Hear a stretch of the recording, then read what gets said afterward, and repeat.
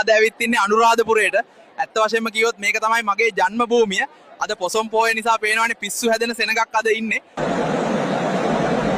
පොඩි අවුලකට තියෙන්නේ හැමෝම සුදු ඇදගෙන ඉද්දි මං විතරක් නිකන් ඇටි කෙහෙල් කාපු රිලෙවෙක් වගේ කොළ පාට ඇඳුමක් ඇඳන් ඉන්න එක. අනේ බුදුහාමුදුරුවනේ මට සමා වෙන්න.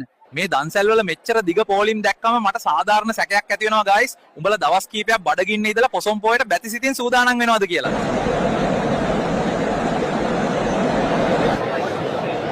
මේ traveling boy අනේ selfie එකක් ගමුකෝ මාත් එක්ක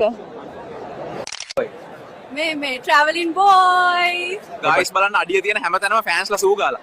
කොහොම වුණත් මේ ශ්‍රී ලංකාවේ ඉන්න සුපිරි මිනිස්සු උඹලා තරම් ಜಾති ඩයල් මන් ලොයිත් දැකලා නැහැ. ඔයා නේද අර පිරමිඩයකට රිංගන වීඩියෝ දැම්මේ? මල කෙලියයි. බා අඩෝ ට්‍රැවලින් කොල්ලා පිස්සු හැදෙනවා තවුසේ හම්බුන එක පට්ටම සතුටුයි. අඩෝ සෙල්ෆි එකක් ගමු මචං. බයි මචාන්. selfie එකක් ගමුකෝ මාත් එක්ක ඔයි traveling boy එන්න බත් ටිකක් කාලා යමු. මේවා හරිම රස ඒවා කොල්ලෝ. ගයිස් අර ලස්සන නංගි බෙදුවා බෙදිල්ලක් ආයේ නැහැ කෑවා බුරිය උල් වෙන්න. කිරිකොසුයි කරවල හොද්දයි මිරිස් බැදලා පපඩනුත් තිබ්බා ඔයි.